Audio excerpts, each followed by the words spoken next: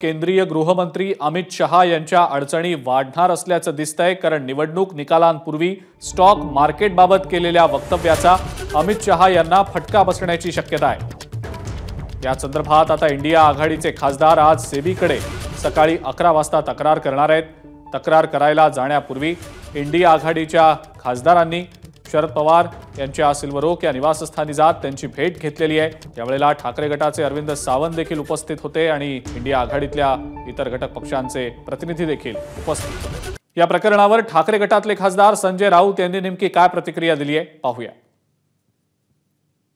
आज जाणार आहेत तृणमूल काँग्रेसकडून त्यांचं एक डेलिगेशन येऊन इथे आंदोलन करणार आहे, सेबीच्या प्रमुखांना भेटणार आहे। त्यात शिवसेनेकडून अरविंद सावंत आणि आमचे इतर खासदार सहभागी होतील। बहुधा मला राष्ट्रवादी काँग्रेसविषयी माहीत नाही, कदाचित त्यांनाही आमंत्रण आहे। आणि त्यानंतर हे सगळे खासदार मातोश्रीवरती माननीय उद्धव साहेबांना एबीपी माझा, उघडा डोळे बघा नीट।